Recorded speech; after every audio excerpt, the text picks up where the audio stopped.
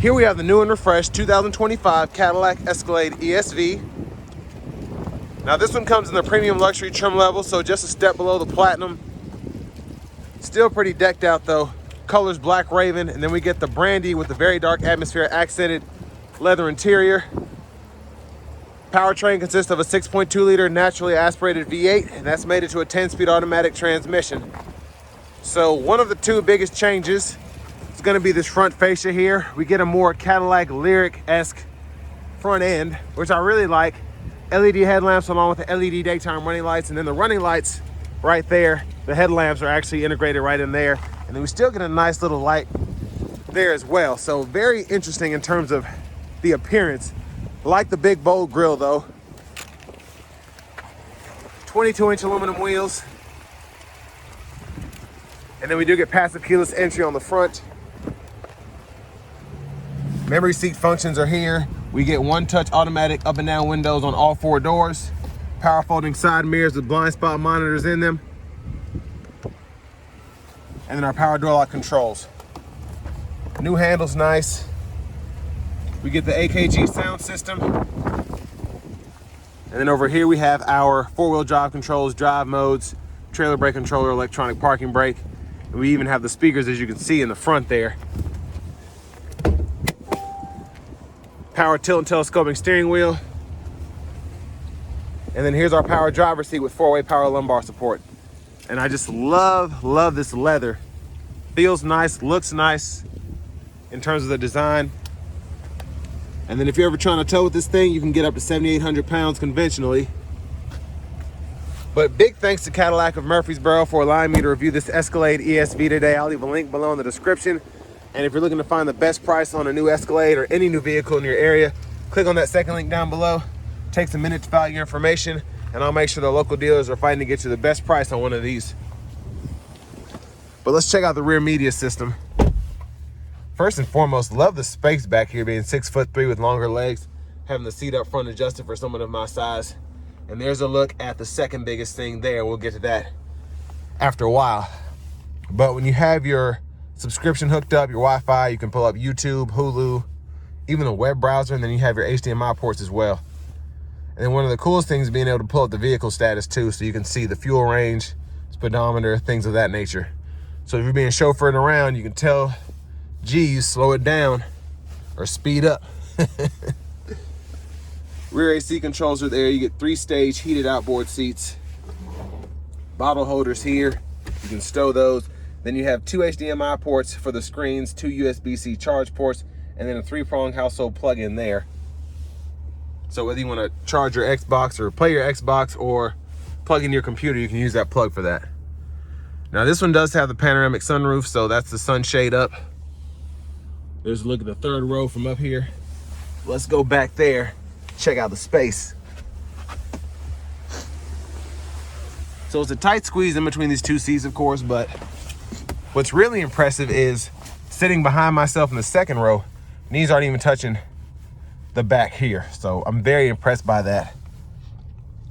USB-C charge port and a bottle holder on either side. Vents there.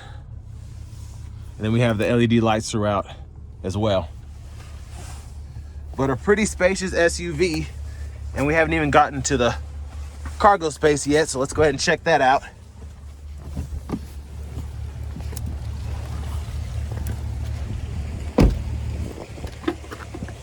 Fuel filler there. You can put regular in here, but premium's recommended for maximum power output. Rear end, still pretty nice to look. Very little in terms of updates there. And I apologize if the wind noise is coming through my speaker there. But here we have the glass open. I said speaker, I meant microphone. And then you just hit the emblem to open the lift gate here. And then you have your top tethers behind the seats themselves. You can power release your second row and then power fold your third row. And that'll fold flat when the seats up front are up far enough. So crazy the amount of space you have here. These can still fold flat even where the second row seats are. and then all of that space behind the third row itself. So while that's going down, quick look underneath the vehicle. You can see the spare tire there, and then the dual exhaust comes out of the inlets there. But very impressed so far with just how this thing is equipped. So if you ever want to fold the seat, all you have to do is lift that. Might need a little push here. It wasn't locked in all the way.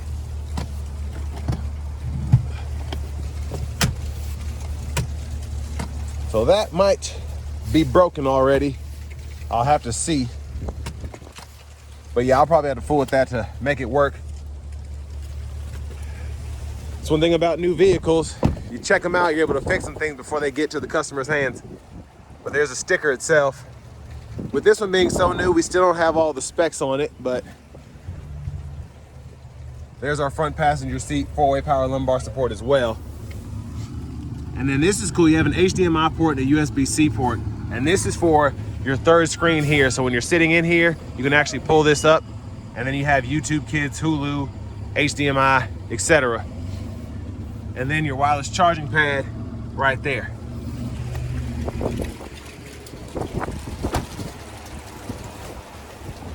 So coming back around to the front, I didn't notice we do get an illuminated badge here, which is nice.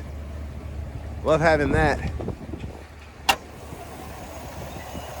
But there's that 6.2 liter V8, mostly covered up.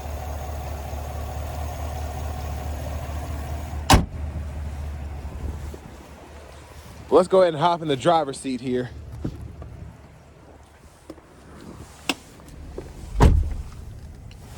So leather wrap steering wheel here, which is heated. You can see that it's on now with it being freezing outside. There's a horn there. Now this new system, I believe, on the Escalade IQ, I know for a fact it's 55 inches, so I'm assuming it's that or around that in terms of the length of the screen. And it's pretty neat setup here. We get our wireless Apple CarPlay, Android Auto compatibility, AM, FM, XM radio, Bluetooth audio, Amazon Alexa, Google News, Google Podcasts, and then of course with this having the Google Assistant system, we can also pull up the Google Maps. So go in there, and with a full-on subscription, you can get all the features, but I just like the picture really, just seeing where I'm going, the traffic patterns and things of that nature. But you can also find restaurants, gas stations, etc. Now the entertainment hub, you can fool with that. You have the front passenger screen, you can fool with the left screen, the right screen, and the back. Go through all those settings, lock them, turn the headphones on or off. You have ambient lighting throughout as well, different settings for that. Auto park assist with something this long is definitely nice to have. And then pretty cool, like I showed you in the back, the vehicle status, you can pull that up and it'll show you tire pressure, brake pad life, etc. Vehicle settings, you get teen driver, rear seat reminder, buckle to drive, and then you can turn on your Super Cruise lane change if you want to. And if you want to change your language or systems of measurement, you can do that here. Change your units there. Backup cameras there, guidelines follow you as you turn the steering wheel. You have several different views, including a curbside and a hitch view. Same thing for the front for the most part. You don't get the hitch view, of course, with the front, but just a lot that you can do here. And then when you have a trailer, you can have those views as well. Now for the glove compartment, button right here opens that up. But we're not done. Second screen down here controls your AC, so we can toggle the temperature, fan speed, auto mode, all of that, sync, and then you have your heated seat controls actually in the screen here. So you have heated, cooled seats, which you can control there. And just a ton of different settings on top of that. Now go to your controls. This is where you can control your child safety locks, power window lockout, and then you can lock out the rear AC controls as well. And then your park assist, camera, all of that can be toggled from the screen as well. And then I know it can be a a lot, but your heads-up display controls, and then you have another button for the glove box releaser right in here. So a lot that you can fool with. It might seem overwhelming, but once you get used to it, it's really simple. Everything makes sense. Headlamp controls are in here, then you have the auto high beams, and then a shortcut for that down here as well. So that's one thing that you'll have to get used to, is you don't have a stalk or anything to turn on your headlamps. You have to do it all through the screen. And then you have shortcuts, soft touch buttons here to go through your system. Everything's pretty quick. Volume knobs here, turn that up or down there, click there to mute. And then down here, hazards, automatic brake hold, auto stop toggle, and then you have a shortcut to turn the heater air on or off. Now behind this screen, you do get a USB-C port there, a little storage, which is nice. Of course, that wireless charging pad. Bottle holders are here. And then your center console cubby space, you get a USB-C, USB-A, and a 12-volt in there, along with the removable tray. Now there's the panoramic roof with the shade open, and then I'm gonna show you how far it slides back. I like how quiet the actual roof is too. There's one touch all the way back. Then you can one touch close it as well. Look at the back seat from up here. Now you have the sensor inclination system there. You can power fold the third row from up here. You can toggle that power lift gate from here, and then your sunroof controls right in there. OnStar, and then your rear camera mirror, turn that on or off there. Now back to the steering wheel, you do get your rain sense wipers, of course, so you can toggle those. And then your rear wiper as well. Rear fluid there, and then front fluid there. And then when your low beams are on, you can toggle the high beams or flash that way. Now with this being all here, we don't have a shifter over there or in the screen where the old models had it. We have the column shifter, which GM is putting that in a lot of models here. But hit the brake, pull for neutral, pull then up for reverse, pull then down for drive, press P for park. It's actually pretty simple once you get used to it.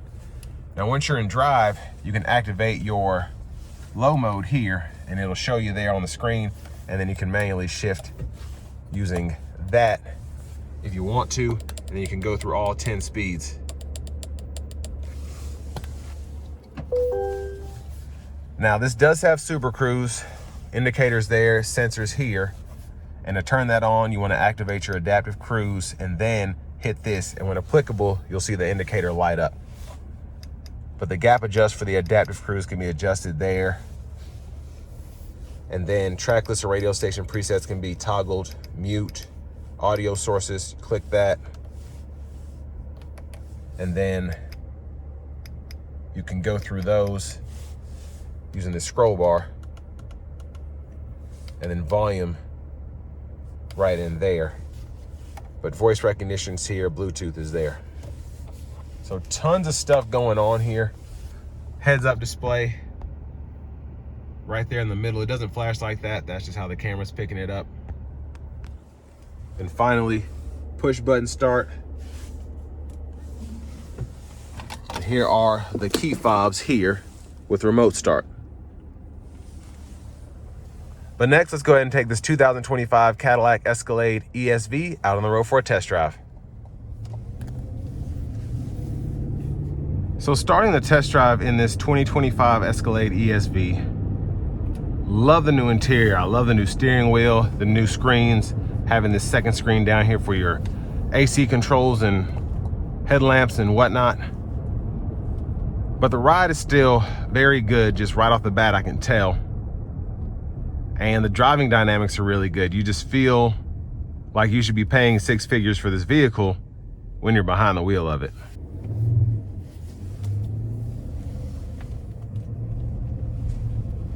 Now with this one having the bigger length as opposed to just the regular Escalade, still pretty easy to maneuver. I don't feel like I'm driving a big truck or anything like that.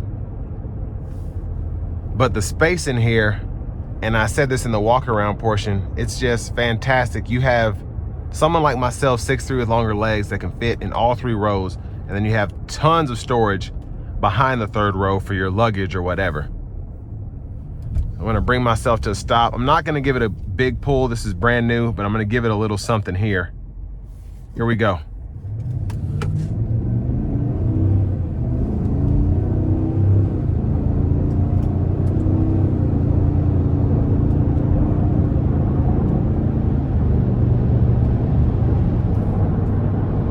So as you can see, gets up to speed effortlessly without even trying.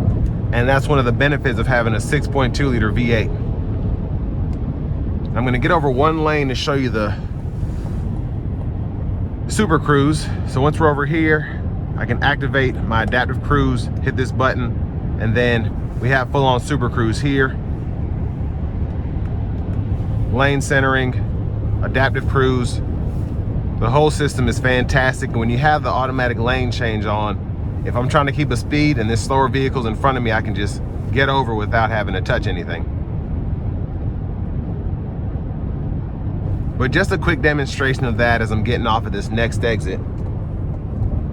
But my goodness, ride quality here is fantastic. Very smooth, minimal road noise. Wind noise, I can just tell how well insulated this thing is. But it's what you'd expect from a Cadillac Escalade.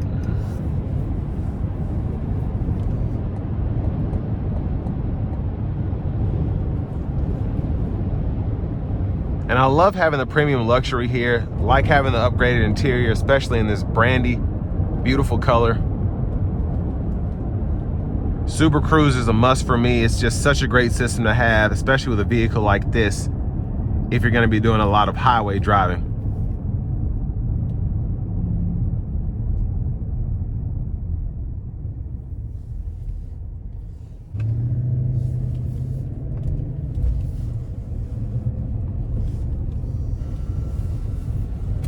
Now, I do like the updates that Cadillac has done here. You see it across all the GM models, of course, the Yukon, the Tahoe, but very tasteful what they did to the front end. And it's very similar to the Escalade IQ, which I was not expecting, just with the Escalade IQ being electric, but it looks very similar to this, which is appreciated. It's not like you have to have two separate vehicles that are that easy to, tell apart. Of course, the IQ's front end looks more like the Lyriq, but you still have the same shape for the most part between the Escalades. But I want to give one more thank you to Cadillac of Murfreesboro for allowing me to review this Escalade ESV today. I'll leave a link below in the description. We do get a lifetime powertrain on this vehicle, which covers the engine, transmission, transaxles, or drive axles, excuse me. So you'll be covered there for however long you have this vehicle. But if you're looking to find something closer to home, click on that second link down below. It takes a minute to fill out the information. I'll make sure the local dealers are fighting to get you the best price on one of these or any new vehicle you might be interested in. As for my final thoughts here, again, very tasteful updates here. The new screen's fantastic. Second screen is also great. Love the new steering wheel, just having that almost Mercedes S-Class two-spoke steering wheel feel to it. It does feel more luxurious. I have room for my hands, especially taking advantage of the heated steering wheel. But still drives great. The ride quality is phenomenal. And then the other thing too is the overall drivability is good too. It's not very hard to drive. I like the steering feel. I like the gas pedal feel, the brake pedal feel. And I also just like having the drive modes here. I'll show you those. So you hit that Sport, Tour, Off-Road, Tow Haul, then you can make up your own mode if you want. Sport mode, of course, will let loose there. And it just revs a little higher as you're going down the road. But probably won't need that most of the time, because it still gets up pretty good in tour mode. But definitely make sure you check this out. I think the new Expedition's coming out, new Navigator, so the luxury SUV market is gonna be fun to take a look at. But with all that being said, this will bring me to the end of my review of this 2025 Cadillac Escalade ESV Premium Luxury.